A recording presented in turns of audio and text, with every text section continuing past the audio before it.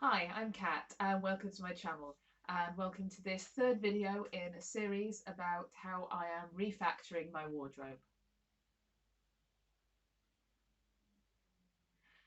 So the first video of this series I talked about sorting all my wardrobe and decluttering everything in it and deciding what stays and goes.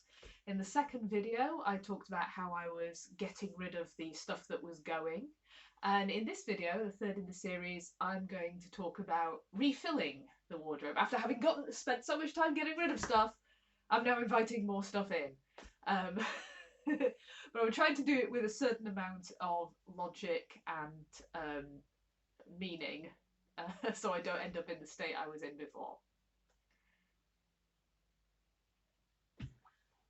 Okay, let's talk about the various ways that I'm going to refill my wardrobe, or fill in the gaps that were left when I decluttered my wardrobe, is probably more accurate to say.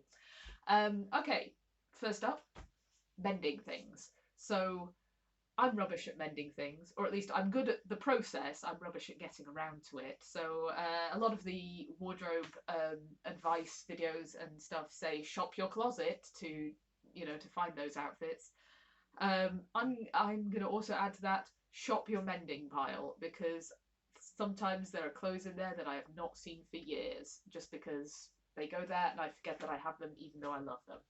So yeah, in my mending pile at the moment, I've got uh, I love these cut off trousers to death, but they are such a thin fabric that given that I wear these, on average at least once every other week as they were cycling in and out of the clean laundry pile, they've kind of worn through in places, and especially there's a big rip in the knee here.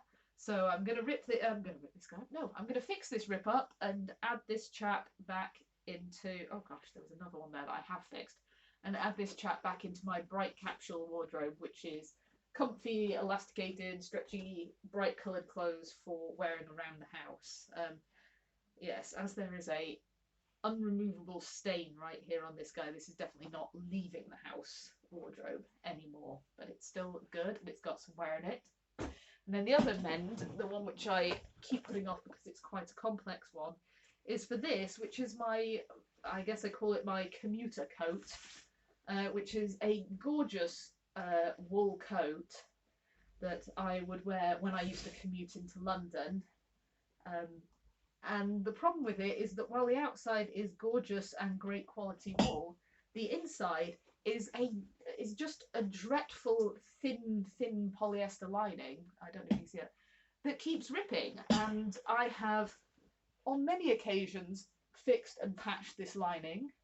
And I like to, when I do a fix, if it's on the inside, I like to do it in sort of a bright colour that sort of stands out and shows my work, visible mending.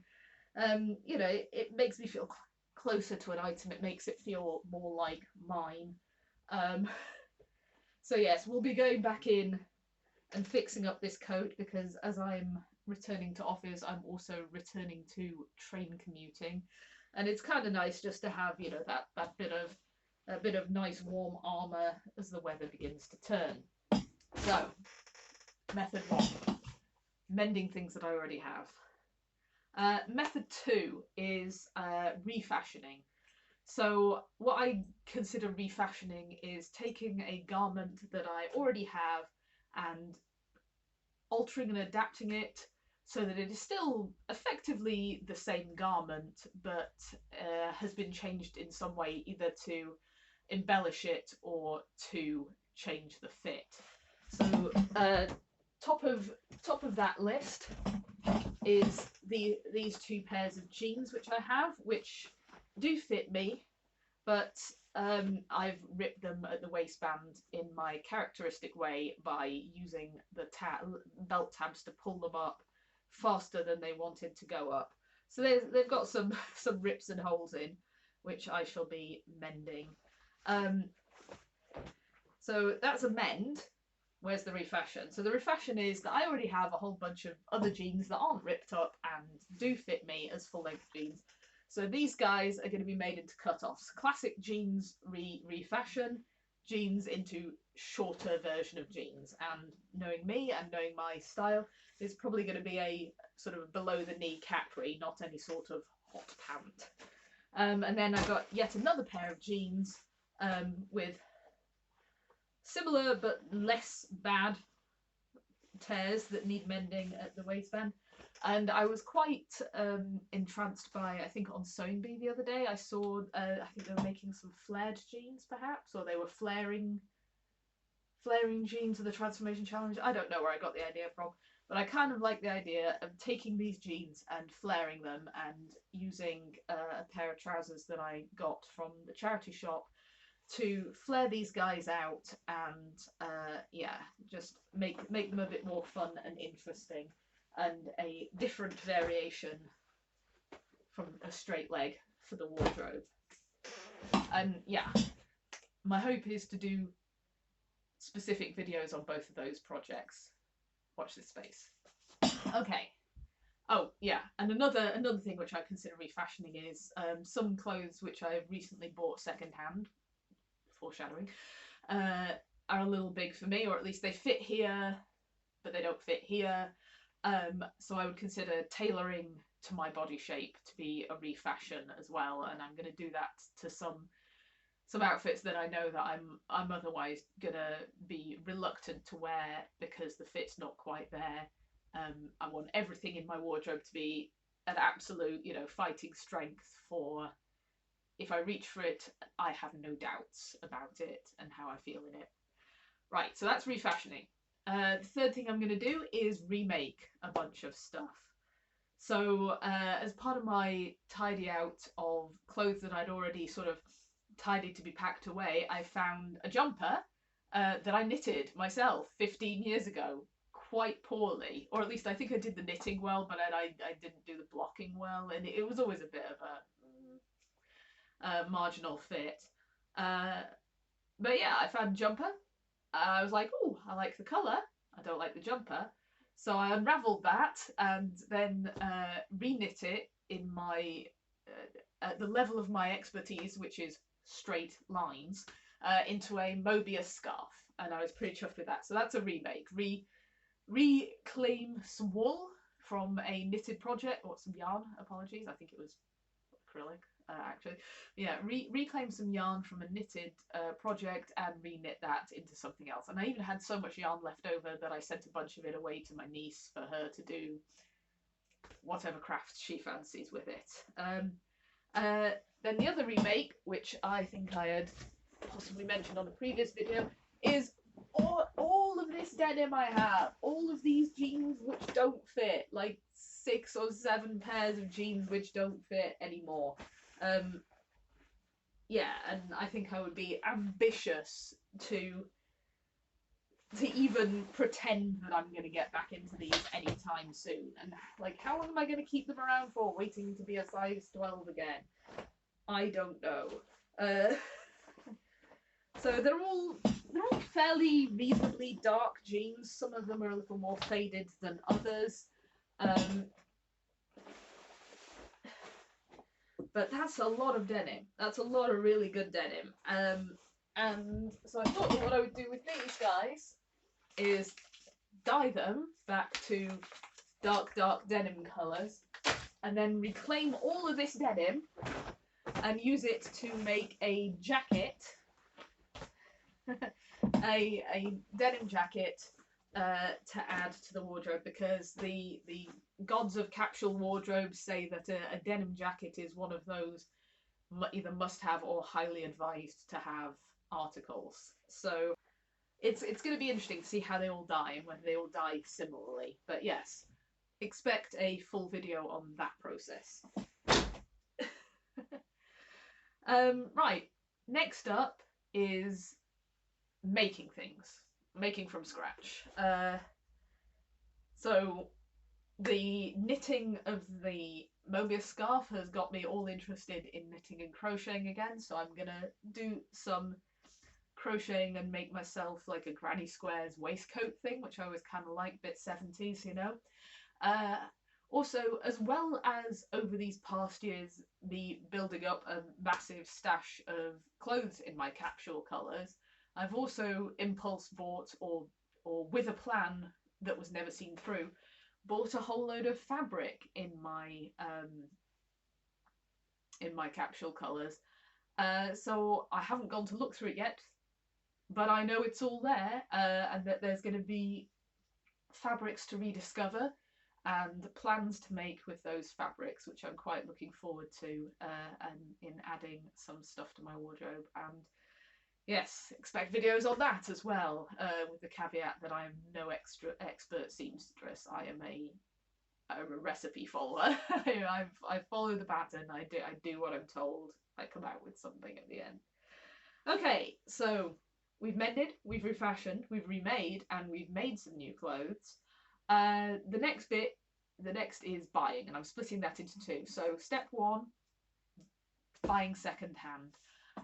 As I mentioned in the divesting myself of old stuff video, I got myself on Vinted and put a whole bunch of stuff up there. And I think I've sold about a quarter of what I've put up, which is not bad for a fortnight, or less than a fortnight, in fact.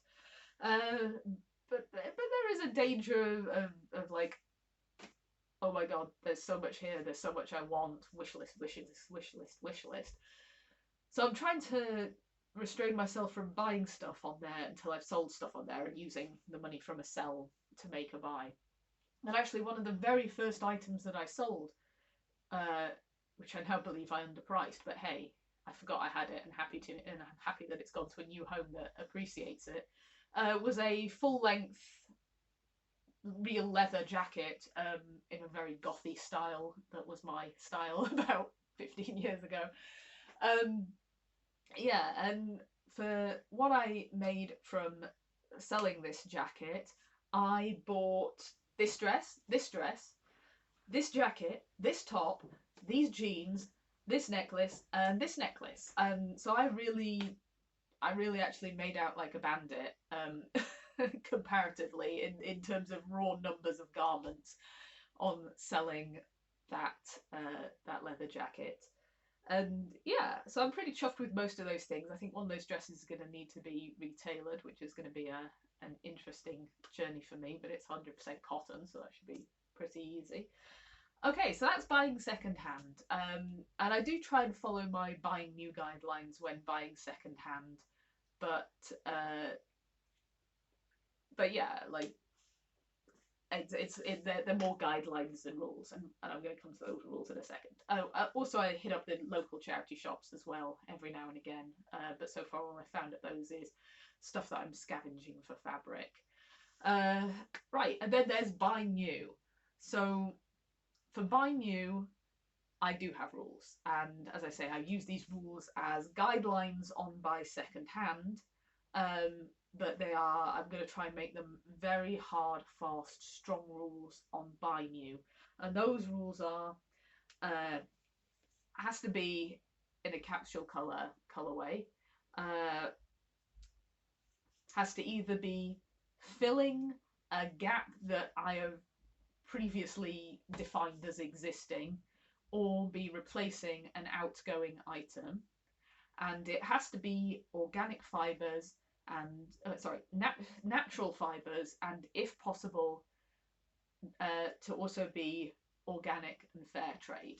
So those are the rules and the standards that I'm trying to make myself stick to, and not only for sort of environmental microplastics and ethical values, but also because natural fabrics just feel so much nicer on the skin. You know, I don't know why I kid myself with the false economy of buying cheaper made or cheaper synthetic versions of things. It just never feels the same. She says in a fully synthetic outfit that I love and I'm very comfy in. But yeah, I think there's another level when it's a natural fibre, and also, like, I do try and make small adjustments to my lifestyle wherever possible, wherever there's sort of a step change and a chance to start anew. I like to factor in the environmental considerations, so reducing the amount of microplastics that are getting washed, washing machined into the local water is something I'm trying for as well. So yeah, so those are the 6 ways that I'm intending to refill my wardrobe or fill up the gaps. And yeah, I'm hoping that I'll see you in the final video of this series, where I talk you through my capsule wardrobe and show all of the results of these rules. So that one might take a little bit of time, but hopefully between now and then there'll be a few little project videos related to this as well.